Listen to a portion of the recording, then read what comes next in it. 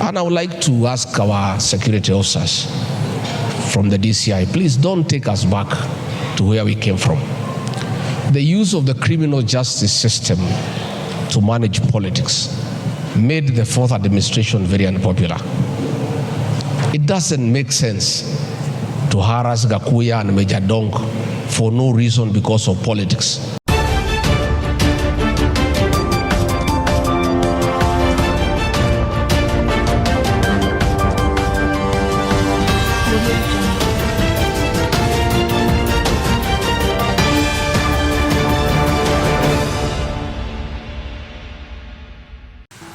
As time goes by, it is clear that Rigathi Gachagua has failed to learn how to communicate as a deputy president.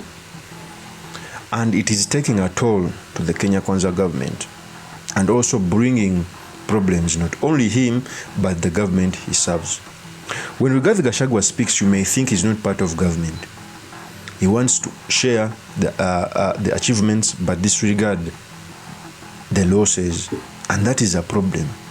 I keep on telling the Kenyans that one of the assets Gachagua has is that he has a boss who has ever been in the position he occupies.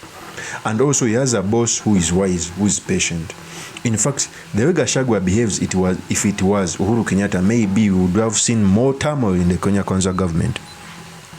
During a church service, Rigathi Gachagua came out and called out the criminal justice system. It's not the first time. When he was addressing people after the finance bill, he came out and said that his phone was being tracked. And I think that was sensitive because he is in a position where he can handle things internally. And during a church service, he again called out those in police and DCI to desist using the criminal justice system. So in this episode, I've come to talk about Gachagua's behavior and what can they bring to the public, but most importantly, the study materials we can learn from the politics of our nation. But before I do this, I want to let you know that if you're new to this channel, please subscribe. If your politics and economics is what you want, this will be definitely the right channel for you to subscribe to.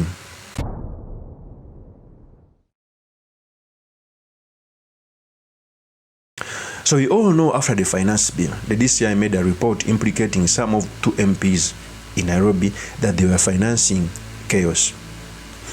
I know in each and every country, president enjoys intelligence. In fact, intelligence is not even shared to his deputy. Intelligence is only received by the president in different constitutions.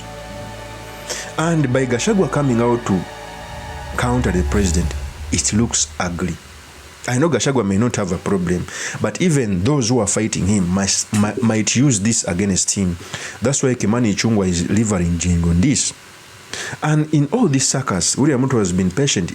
By the way, William Ruto has not come out he doesn't normally come out to comment on such issues.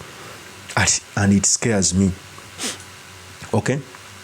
During a church service, Rigathi Gachagua came out to defend the MPs who are loyal to him, and I think that is GACHAGUA and another one in the Embakasi Central, that the system must not use criminal justice system. And for me, I think it is incompetent for the deputy president to come out in that way. And I'm going to explain to you why I think it is not okay for the deputy president to make such comments. Before I explain this, let me first give you the tape as the deputy president was talking about this. Here's the tape. Hekima wapate ujasiri ya kutuongoza. Tuendelee kuombea viongozi wetu wapate ujasiri, wapate hekima ya kutuongoza. And I would like to ask our security officers from the DCI, please don't take us back to where we came from. The use of the criminal justice system to manage politics made the fourth administration very unpopular. It doesn't make sense to harass GACHAGUA and Major Dong for no reason because of politics. Arresting them. So what Gachagua is talking about, the criminal justice system was used against him and President William Ruto, and it was being used by Uhuru Kenyatta. I know Gachagua speaks the right thing, sometimes always, but he speaks it at a wrong time and in the wrong fora. Why am I saying that by Gachagua coming out in church service to condemn the DCI? By the DCI is part of government in public, does not look good. Gachagua, I think, is the first person who can enjoy audience with the president at any time, even if it means meeting at 3 a.m. at night. He can. In fact, if you want to serve his peers, he should have an audience with the president, make his case. If it is possible, even invite those two members to William Ruto so that they can solve these things amicably. A deputy president to come out in public and echo such sentiments, it looks ugly. That's why the people fighting Gachagua are coming out hard on him, thinking that he wants to overthrow the government because of the statements he makes.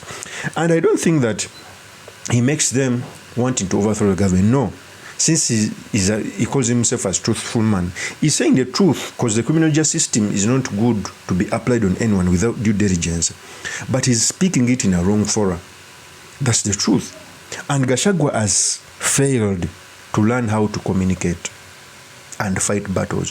One of the greatest assets Ruto had in the lead up for 2020 election, he knew how to communicate. He knew how to fight battles. He knew who to reply, and he knew when to keep quiet. Gachagua has not mastered this case. Even when he wants to succeed Ruto after 2032, Gachagua has failed to learn that to consolidate your home area as kingpin, you must go out and your area to see you as a front runner. This is the technique what Ruto used. In fact, when Ruto was campaigning, he was surrounded with Kikuyus, Ndindi Nyoro, Gachagua, okay, Kimani Ichung'wah, okay, who he campaigned with in the whole Kenya. Even his peers, the Kalenjin, never went on the campaign trail in many of the rallies with him because he wanted to show that he's being embraced by other tribes. What Gachagua is doing is fighting in his home area. What Gachagua should do is move out. You must be seen with other people coming from other communities, moving around. That's where he should learn. He has failed to learn that technique. Secondly, he has also failed to learn how to communicate, and that is a problem. Gachagua should know when to communicate, when to keep quiet, when to comment about government policies which you dislike. Because a deputy, you deputize the president. By speaking like that, it's as if you are telling your president that what you are doing is not right. Let's continue.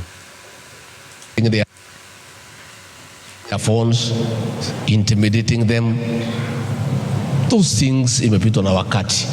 I want to ask our investigative agencies to be professional and to deal with crime in accordance with the law.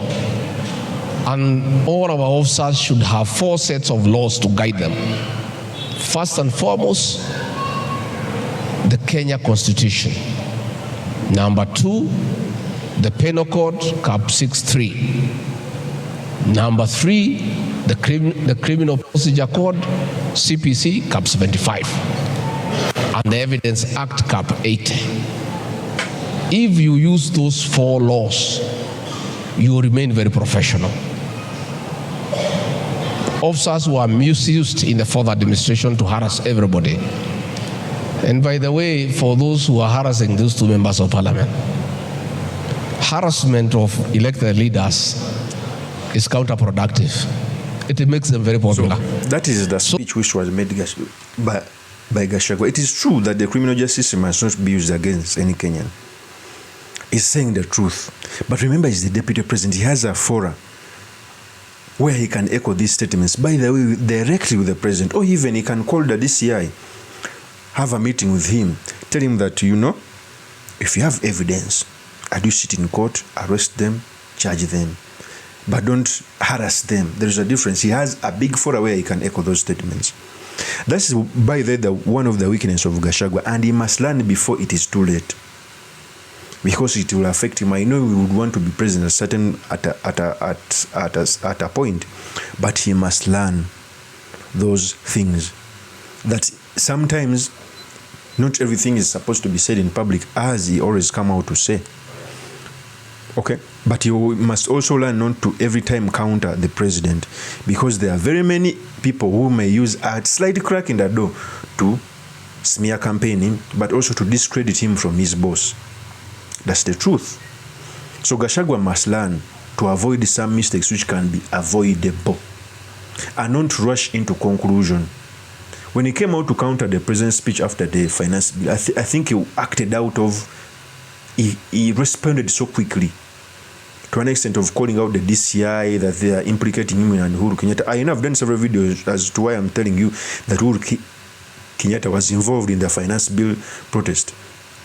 But it was not the right time for GACHAGUA to come out and hold a presser as if he was countering the president. It was unprofessional. Of course, that's my opinion. Drop me a comments by commenting about this. Thank you very much for listening in. If this is your first time on this YouTube channel, I implore you to subscribe, like, and comment so that I can be motivated to do more of such videos. I'll see you on another one. Peace.